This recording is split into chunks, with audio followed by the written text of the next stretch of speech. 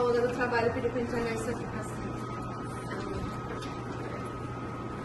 Suzane, então, a psicóloga da sua empresa, ela me passou alguns relatos sobre a sua conduta no seu ambiente de trabalho, tá?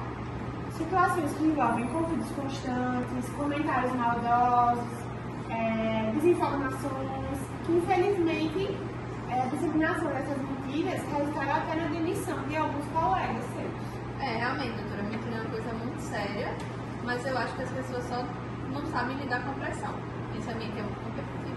Mas eu acho que não é uma questão de pressão, né? É uma questão aí de ética, porque as queixas elas não são isoladas, elas são recorrentes, consistentes.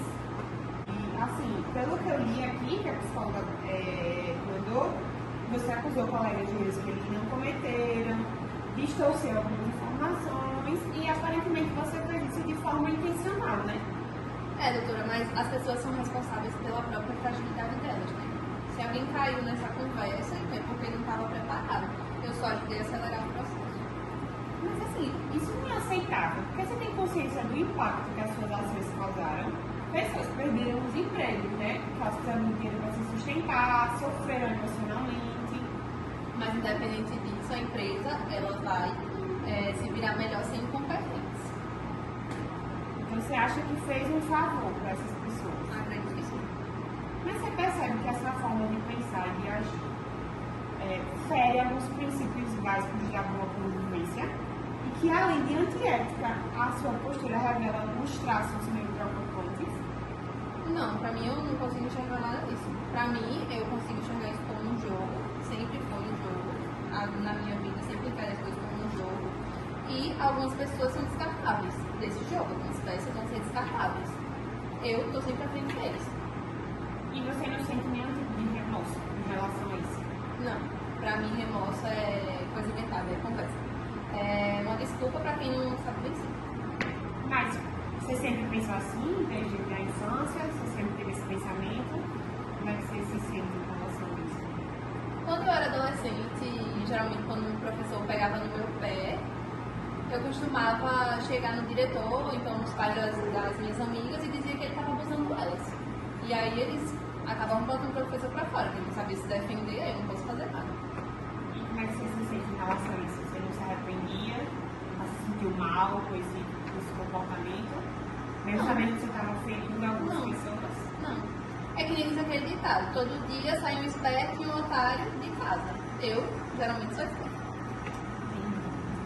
Suzane, em relação à sua permanência na empresa, ela está sendo avaliada aqui e agora, tá? Esse seu comportamento não vai ser mais tolerável. Aí o que acontece? Hoje você está vindo aqui como um alerta. Então eu vou fazer o que eu posso dentro das minhas condições de psiquiatra para te ajudar com isso, certo? Para você também não perder o seu emprego. Mas se continuar dessa forma, algumas consequências vão ser inevitáveis. Você entende? Entendi. Geralmente é isso que acontece mesmo. Eu nunca consigo ficar em mais de emprego por muito tempo, não. Esse já é o meu quinto esse ano. Pelo que a gente está conversando pelo seu histórico que eu entendi, também pelo encaminhamento que a psicóloga da empresa, né? Você fez algumas sessões com ela, passou. Você parece ter pelo menos uma coisa que a gente chama de transtorno de personalidade antissocial, certo? E aí, o que a gente faz em relação a isso é te encaminhar para um especialista, um terapeuta cognitivo comportamental, que pode te ajudar a entender melhor esses sentimentos que você tem e te ajudar melhor nessas relações sociais, certo? Eu não vou te medicar, eu acho que não é o caso, não vai te ajudar em relação a isso, mas eu acho que talvez sendo para esse terapeuta, conversar com ele, entender melhor, vai te ajudar no convívio e também as outras pessoas do seu ambiente de trabalho, tá certo? Você tem alguma dúvida? Nenhuma. A gente vai ter que concordar e discordar, porque eu acho que eu não preciso disso. Mas tudo bem. Então, tudo bem. Então, eu vou deixar aqui o encaminhamento, você marca lá na recepção. E aí, eu vou continuar te acompanhando para a gente ver o que pode fazer. Certo, Suzane? Boa tarde.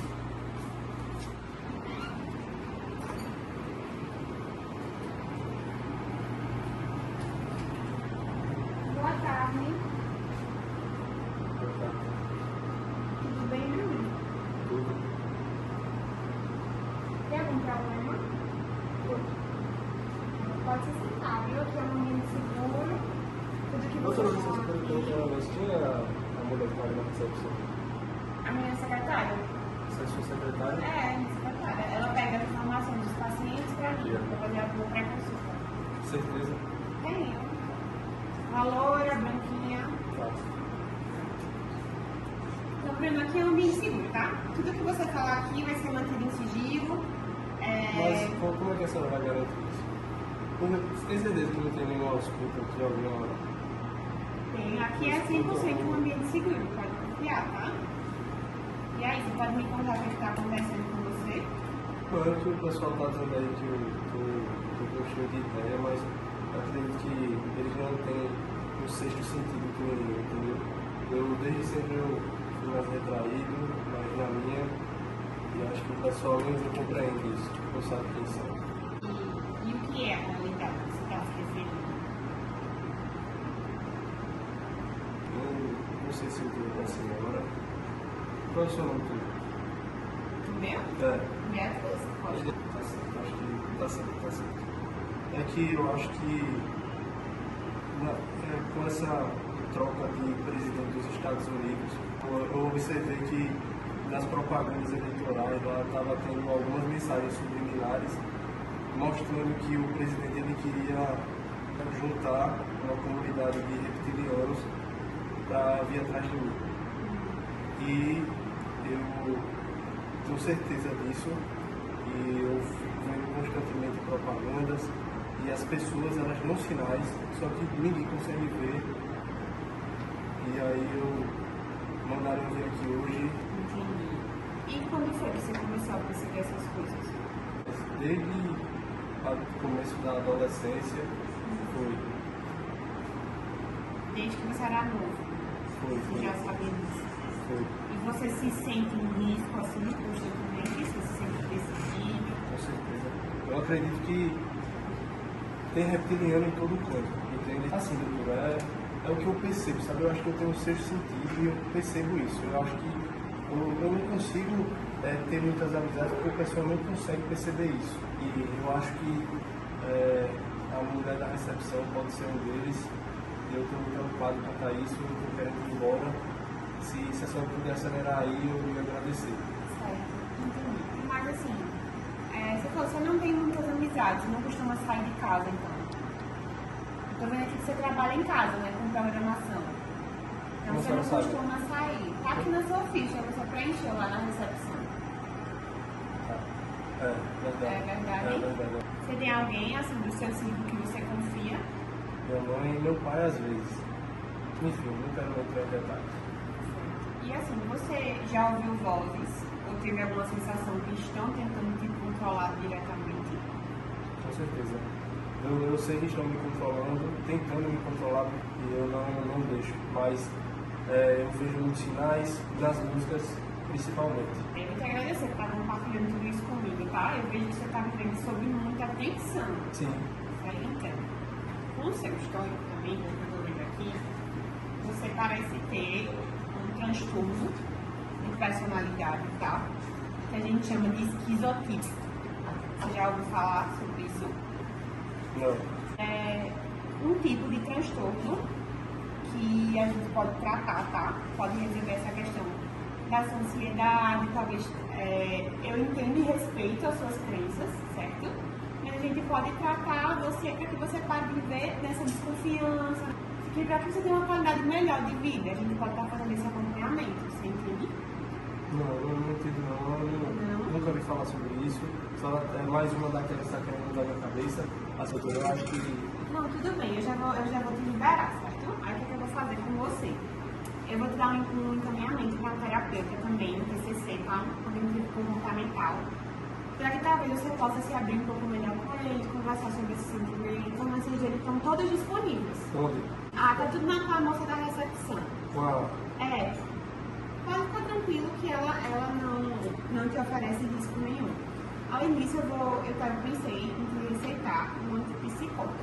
Primeira linha, uma esperidona, pode, tipo assim, dar uma aliviada nos seus sintomas e a gente segue te acompanhando. Vamos tentar, ou prescrever para você o medicamento e a gente faz esse encaminhamento para o terapeuta. Tá, eu vou procurar um pouquinho sobre, mas gostei da senhora, acho que a senhora está falando a verdade. Acho que pode ser. Certo, já aqui para te ajudar, tá bom? Tá.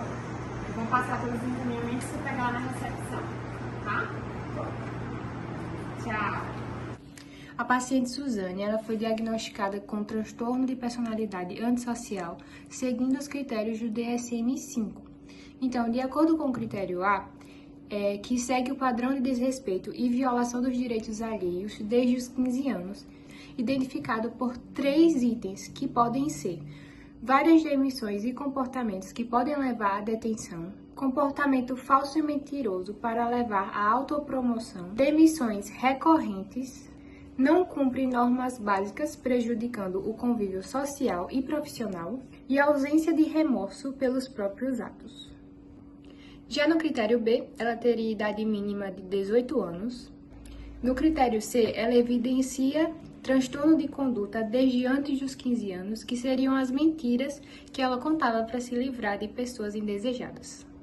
E o critério D, ele leva em consideração que esse comportamento ele não ocorre em casos de esquizofrenia ou transtorno bipolar.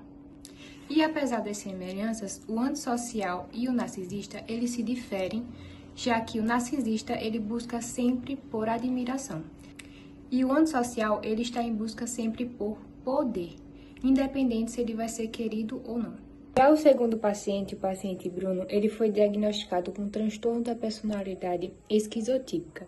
E essa avaliação, ela seguiu os critérios também do DSM-5, onde o Bruno pontuou 5 ou mais dos itens listados e ele apresenta esses sintomas desde a adolescência.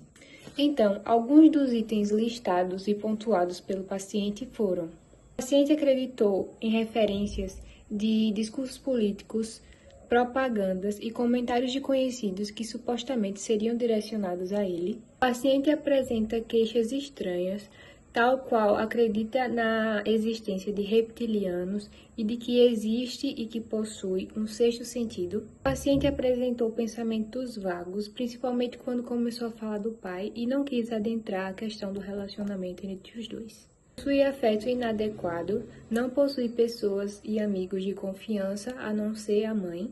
Mostrou um comportamento muito estranho e esquisito durante a consulta. Não possui amigos próximos pela desconfiança exagerada de todos. E também ansiedade social, às vezes se excluindo e sentindo desconfortável, inclusive no final da consulta, querendo ir embora. Além disso, no critério B do DSM-5, ele fala que é importante ressaltar que esse comportamento não ocorra no curso de esquizofrenia, transtorno bipolar ou depressivo com sintomas psicóticos ou outro transtorno psicótico ou transtorno do espectro autista.